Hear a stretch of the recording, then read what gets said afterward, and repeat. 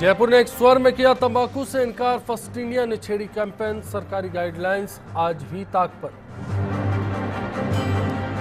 प्रदेश में resident doctors की हड़ताल। चिकित्सा मंत्री ने दिए हड़तालियों की बर्खास्तगी के निर्देश। 3 दिन में उपलब्ध होंगे 1200 नए चिकित्सक। राज्यसभा के लिए कमल मोरार का निर्दलीय प्रत्याशी। कांग्रेस के साथ राजपा बसपा का समर्थन। बीजेपी के लिए शुरू होगी मशक्कत। महाराष्ट्र के पुलगांव में सेना डिपो में आग से 16 की मौत। आसपास के 3 गांव कराए खाली। प्रधानमंत्री मोदी ने जताया दुख। बेनाम संपत्ति के मामले में सोनिया का आरोप। बोला मोदी नहीं है शहंशाह। वाड्रा के खिलाफ आरोपों को बताया साजिश।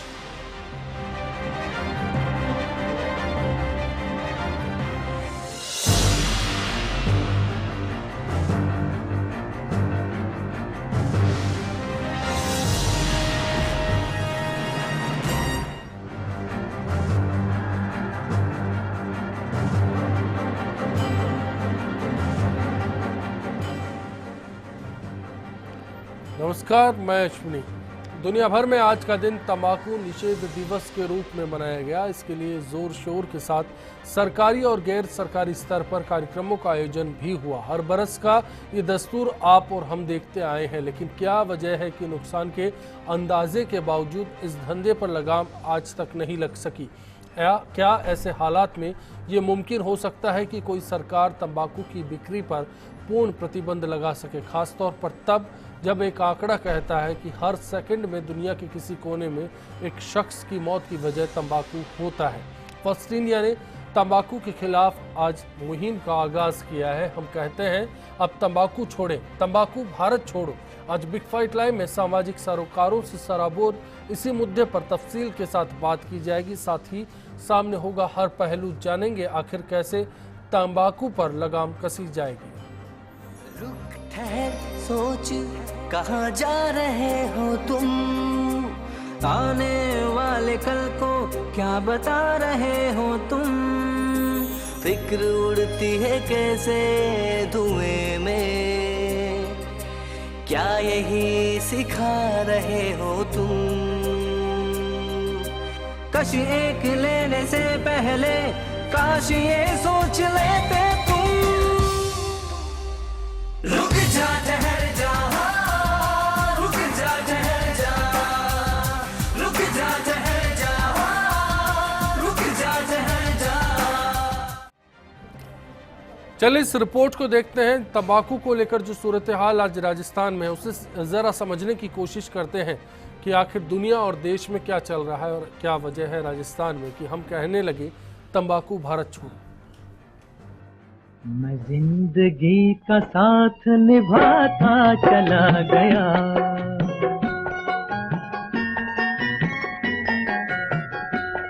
हर फिक्र को धुएं में उड़ाता चला गया, हर फिक्र को धुएं में उड़ा।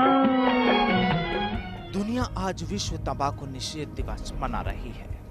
कहीं रैलियां निकाली जा रही है तो कहीं सेमिनार के जरिए आम जन में जागरूकता लाने की कोशिशें की जा रही है। यूं कहें कि हर साल एक दिन के लिए मनाए जाने वाले इस दिन को लेकर हर बार इसी तरह की कवायद की जाती है। लेकिन सवाल ये है कि आखिर इन तमाम कोशिशों के बावजूद तंबाकू का सेवन पूरी तरह से खत्म क्यों नहीं हो रहा है? वहीं जानलेवा तंबाकू के सेवन की जकड़ का इसी तरह से बना रहना साफ तौर पर सरकारी इच्छा शक्ति की कमी को सबसे पहले पायदान पर रखता है। दुनिया भर में 110 करोड़ लोग धूम्रपान करते हैं। ये लोग हर साल 50,000 करोड़ सिगरेट और 6,000 करोड़ बीड़ियां फूंक देते हैं, जिसका नतीजा ये है कि तंबाकू से हर 8 सेकंड में एक व्यक्ति की मौत हो जाती है।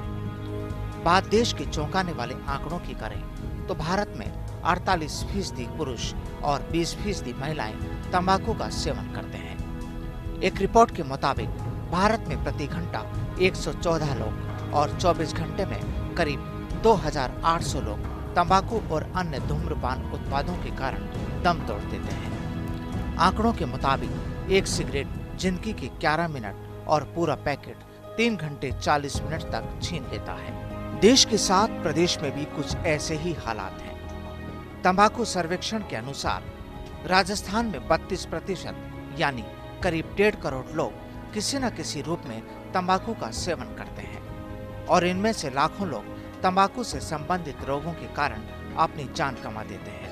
राजस्थान में भी रोजाना करीब 250 नए तंबाकू उपभोक्ता तैयार होते हैं। वहीं राज्य में किशोरों में तंबाकू का सेवन शुरू करने की औसत आयु 17 साल है, जबकि किशोरियों में ये आयु मात्र 14 साल ही है, जो बहुत ही गंभीर विषय है। जहां दुनिया भर में तंबाकू के नुकसान के प्रति चिंता जताई जा रही है, WHO framework convention for tobacco control के लिए 178 देशों में तंबाकू नियंत्रण पर नीतियां बनाने का प्रयास कर रहा है। लेकिन देश की सरकारों को तंबाकू से होने वाले नुकसान से ज्यादा आय की चिंता है। सरकार देश में तंबाकू सेवन कम करने के लिए नियम तो बनाती है, लेकिन किसी भी सरकार ने तंबाकू को पूर्ण रूप से प्रतिबंधित नहीं किया। वहीं सरकारी नियमों की भी खुलेआम धज्जियां उड़ती हैं। जुवेनाइल जस्टिस एक्ट के तहत 18 साल से कम उम्र वाले किशोरों को यदि कोई व्यक्ति तंबाकू या नशीला पदार्थ देता है तो उसे 7 साल तक की कठोर कारावास और 1 लाख रुपए का जुर्माना हो सकता है। वहीं कोटपा नियम के तहत स्कूलों के 100 मीटर के दायरे में तंबाकू उत्पाद बेचना पूर्ण रूप से प्रतिबंधित है। वहीं सार्वजनिक स्थलों पर धूम्रपान करने पर प्रतिबंध लगाया गया है। लेकिन ये नियम ना तो स्कूलों के पास नजर आते हैं और ना ही सार्वजनिक स्थलों पर। तो ऐसे में क्या समझा जाए? क्या आय के लालच में सरकारें तंबाकू को प्रतिबंधित नहीं करती है, या फिर भारत में जागरूकता की कमी से तंबाकू सेवन बढ़ा है? क्या स्कूली शिक्षा में तंबाकू निषेध विषय प्रभावी होना चाहिए? और क्या तंबाकू को लेकर सामाजिक जिम्मेदारी भी जरूरी है?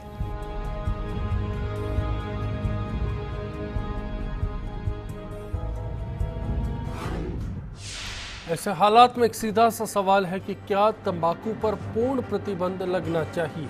FirstIndiaNews.com पर आप अपनी राय हम तक पहुंचा सकते हैं। इसके साथ साथ फेसबुक हो या फिर ट्विटर हो, वहां भी बता सकते हैं कि इस मसले पर आप क्या राय रखते हैं। चर्चा में फिलहाल 2 मेहमान हमारे साथ जुड़ चुके हैं। ज्योति खंडेलवाल जी कांग्रेस का पक्ष लेकर हमारे बीच मौजूद हैं। वहीं सामाजिक कार्यकर्ता धर्मवीर कटेवा जी बातचीत में हमारे साथ हैं। कटेवा साहब, पहले आपका रुख करना चाहता हूं। तंबाकू को नशे के खिलाफ लगातार आप मुहिम जगाते रहे हैं। आज जब पूरी दुनिया एंटी टोबैको डे मना रही है, ऐसे हालात में आपने भी एक आवाज़ उठाई है। मैं जानना चाहता हूं, हर बरस के इस रस्म के बावजूद क्या कारण है, क्या वजह है कि इस तंबाकू पर आज तक लगाम नहीं कसी जा सकी है? सरकारों की इच्छा शक्ति नहीं है।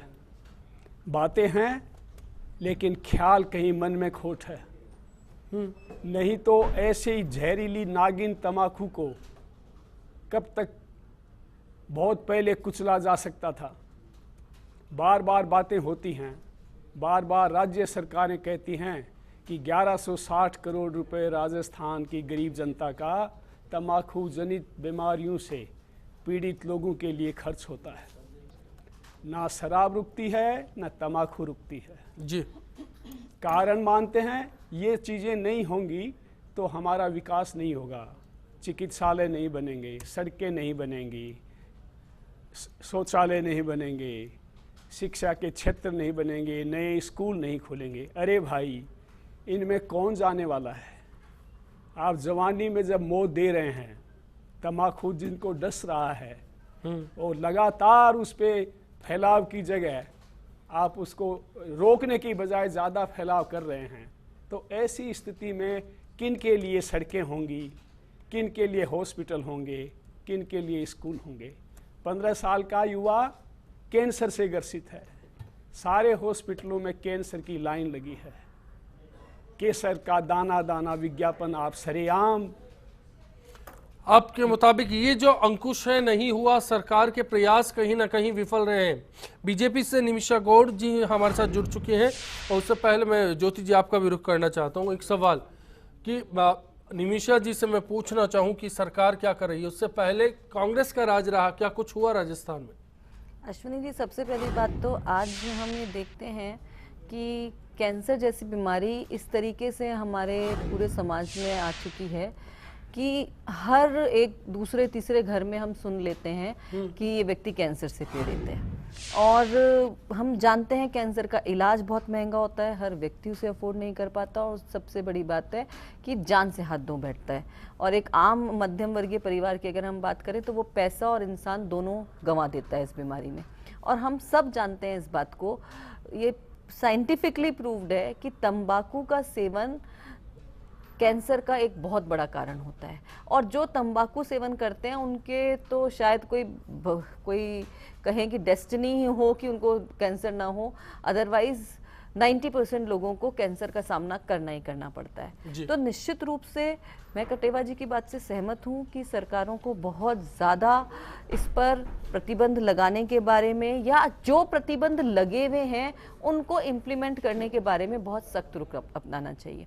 जहाँ तक आपने सवाल किया कांग्रेस के बारे में, देखिए पिछली बार कांग्रेस की गवर्नमेंट ने ये प्रयास किया कि जो मसाला जो था वो उसको बंद किया जाए, जो पाउच के रूप में जो मिलता था। स्कूलों के आसपास के प्रतिबंध को बहुत स्ट्रिक्टली फॉलो किया गया कि स्कूलों के जो 250 मीटर, आपने शायद 100 मीटर बोला, लेकिन शायद 250 मीटर के आसपास का जो एरिया है वहाँ पर ये ना बिक सके, ना इसमें जो हमारा युवा जो है जो बहुत जल्दी इसकी लत जिसको लग जाती है। मतलब बहुत आश्चर्य हुआ अभी आपकी रिपोर्ट देख करके कि केवल 14 साल की औसत आयु में किशोरियां इसको ले रही हैं और शुरुआत हो रही है।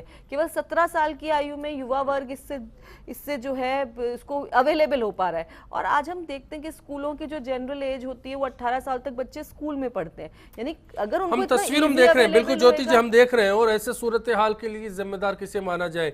जाकिर साहब है बीकानेर से हमारे साथ एक कॉलर। नमस्कार जाकिर साहब। नमस्कार जी, मैं इन सबको आप ही के माध्यम से ये बताना चाहता हूँ कि आपने बहुत अच्छी बात चलाई है देश के लिए।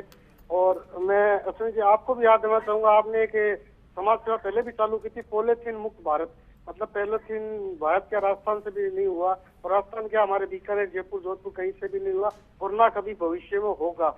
और दूसरा बात है गुटखे की बात है, तो गुटखा कहीं चले जाओ, हॉस्पिटल चले जाओ, स्कूल चले जाओ। बीकानेर में मैं बता नहीं देता हूँ, हॉस्पिटलों के पास गुटखा मिल रहा है, स्कूलों के पास गुटखा मिल रहा है, कॉलेजों के पास, मतलब हर जगह गुटखा मिल रहा है। 250 मीटर क्या मैं कह रहा हूँ, 50 मीटर के अंदर गुटखा मिल रहा है, 25 मीटर के अंदर गुटखा मिल रहा है। मेरी अगली बात यह है कि भ्रष्टाचार, जब तक भ्रष्टाचार खत्म नहीं होगा, गुटखे वाले क्यों खड़े होते हैं भाई? उनके पास में गवर्नमेंट कर्मचारी जाते हैं, कोई भी जाता है, किसी भी 100, 50, 200, 500 रुपए लेते हैं। जब तक भ्रष्टाचार, सबसे नियम भाई किस कांग्रेस या बीजेपी, भ्रष्टाचार जड़ से खत्म कीजिए। आप गुटखा, तंबाकू, पॉलिथीन सबको भूलिए, जड़ से भ्रष्टाचार, हिंदुस्तान से भ्रष्टाचार खत्म कर दीजिए, सब लाइन से आ जाएंगे। लाइन से तस्वीर बदल सकती है, कोशिश की जानी चाहिए। बहुत बहुत धन्यवाद आपका। निमिषा जी आपका रुख करते हुए इस बात को समझना चाहता हूं कि मौजूदा सरकार की क्या व्यवस्था है, तंबाकू मुक्त भारत का सपना क्या साकार किया जा सकता है बीजेपी राज में?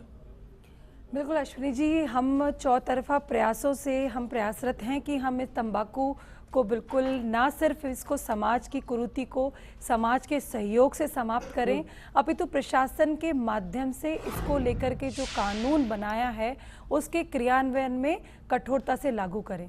हमारी सरकार चौतरफा प्रयास कर रही है। जैसे एक तरफ तो हम ये प्रयास कर रहे हैं कि तंबाकू निषेध जो कानून एक्ट बना था उसको लागू करने में कहीं कोताही न बरती जाए, और दूसरी तरफ ये प्रयासरत है कि युवाओं को लेकर के युवाओं को स्किल डेवलपमेंट के माध्यम से इतना स्ट्रॉन्ग किया जाए कि इस नशे की लत की और वो जाए ही नहीं। आज हमारी माननीय मुख्यमंत्री जी ने अपना एक विज्ञप्ति जारी की और पूरे प्रदेश की जनता से आह्वान किया कि आप सभी सहयोग करें। हम तंबाकू निषेध समाज की संरचना में समाज का सहयोग भी अत्यावश्यक है, क्योंकि ये एक ऐसी सामाजिक बुराई है जिससे निषेध पाने में समाज का सहयोग भी अत्यावश्यक होगा।